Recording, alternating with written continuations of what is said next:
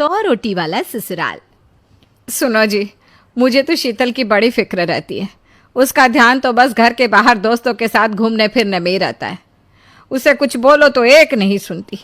मैं तो कहती हूँ इसकी जल्दी शादी वादी करवा दो, वरना लड़की हाथ से निकल जाएगी। तुमसे ज़्यादा चिंता है मुझे शीतल की शादी की। कल ही वो रामपुर वाले मौसा जी को फ़ोन भी किया था। बता रहे थे एक लड़का है नज़र में। उनका अपना घर है और लड़का भी अच्छा है। अरे तो फिर बस बात चलाओ ना, एक बार देखे तो सही लड़का और घर बार कैसा है। कौन से लड़की की बात चल रही है यहाँ? तुम्हारी शादी की बात चल रही है बेटी। अब तुम्हारी शादी की उम्र हो रही है तो लड़का तो देखना पड़ेगा ना। उफ़ो, मुझे अभी नहीं करनी शादी वादी। ये तो मेरे खेलने कूदने के दिन है। बहुत खेल कूद ली तुम। अब घर के काम धाम सीखने की कोशिश करो, समझी? ससुराल जाकर हमारी नाक मत कटवा देना। सब्जी काटनी तो आती नहीं इसको, तो नाक ही कटवाएगी। अरे मैं इसे शादी तक अच्छे से सब सिखा दूंगी। आप तो बस उस लड़के से इसकी शादी के बाद चलवाओ। कुछ दिनों बाद कुणाल और उसकी माँ शीतल को देखने घर आते हैं। कुणाल दिखने में बड़ा ही स्मार्ट होता है। शीतल तो उसे देखती ही रह जाती है। देखो जी, हमारी कोई डिमांड तो है नहीं, बस हम चाहते हैं कि लड़की घरेलू हो, घर के सारे कामकाज संभाल ले। अब आपके परिवार में तो बस 3 ही लोग हैं, पर हमारा तो खूब भरा पूरा परिवार है। बाकी हमें लड़की के घूमने फिरने दोस्तों से मिलने से कोई दिक्कत नहीं है। घर का काम करने के बाद जो चाहे सो करे। अरे वाह, ये तो इतने बढ़िया लोग हैं। लड़का भी इतना स्मार्ट है और ऊपर से इन्हें मेरे घूमने फिरने से भी कोई दिक्कत नहीं है। हे भगवान, तूने तो बिना मांगे ही मुझे सब दे दिया।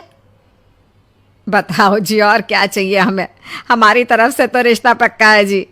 बस फिर तो हंसी खुशी शीतल और कुणाल की शादी हो जाती है। शीतल मन ही मन बड़ी खुश होती है और उसी खुशी के साथ वो अपने ससुराल में कदम रखती है। आओ बहू, तुम्हारा अपने ससुराल में स्वागत है। ये मिलो अपने परिवार से। ये तुम्हारे ससुर जी, तुम्हारी ननद सुनीता और गीता, सुनीता के पति राजेश और उनके 2 बच्चे राजू और चिंटू। ये ना हमारे साथ यहीं रहते हैं। ये तुम्हारी दादी सास हैं और बाकी लोग अभी बाहर गए हुए हैं। इतने सारे लोग, ये सब यहीं रहते हैं इस घर में? अरे अभी तो मेरे देवर देवरानी और उनके 3 बच्चे यहाँ नहीं है। उसके मायके में भी शादी थी ना, तो बस वहीं गई है। कल तक आ जाएंगे। हे भगवान, ये घर है या धर्मशाला?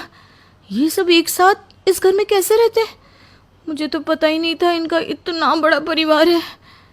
अब समझी कि कोई डिमांड क्यों नहीं की इन्होंने। ये सब चाल चले मेरे साथ। अरे बहू, खड़े खड़े क्या सोच रही हो? चलो अपने कमरे में जाकर आराम करो। जी माँ जी। अगले दिन शीतल का ससुराल में पहला दिन होता है। शीतल रसोई में जाकर सबके लिए खीर बनाने लगती है। तभी उसके ननद सुनीता आती है। अरे वाह भाभी, आज क्या बना रही हो? बस दीदी, आज वो पहली रसोई है ना, तो खीर बना रही थी। अरे भाभी, ये खीर वीर रहने दो। घर में 4 लोगों को शुगर है और कुछ लोग मीठा ही नहीं खाते। आप ना सीधा खाना ही बना दो। क्या फ़र्क पड़ता है, मीठा बने या नमकीन? बस बहू के हाथ की पहली रसोई होनी चाहिए ना। जी दीदी, तो फिर मैं खाना ही बना देती हूँ।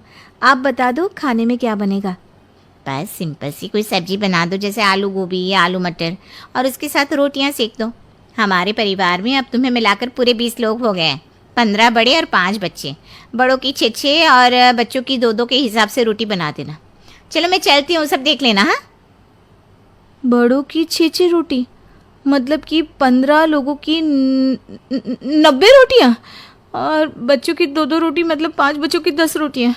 90 और 10 मतलब कुल मिलाकर 100 रोटियाँ। हाय, मैं तो मर गई। 100 रोटी अकेले कैसे बनाऊंगी? माँ, ये तुमने मेरी शादी कहाँ कर दी? शादी से पहले तो मैंने कभी 4 रोटी से ज़्यादा नहीं बनाई। शीतल एक बड़ी सी परात में 100 लोगों के हिसाब से आटा निकालती है और उसे गूंथना शुरू करती है। आटा गूंथते गूंथते शीतल के पसीने छूट जाते हैं। उसके बाद बारी आती है रोटी बनाने की। शीतल एक एक करके रोटी बनाना शुरू करती है और 10 रोटी बनाते ही अपनी कमर पकड़ लेती है। हाय, मैं मर गई। मेरी कमर टूट गई खड़े खड़े, और ऊपर से इतनी गर्मी। मैं 100 रोटियां कैसे बनाऊंगी? अरे भाभी, सब बाहर रोटियों का इंतजार कर रहे हैं। ज़रा जल्दी जल्दी रोटी सेक दो। सब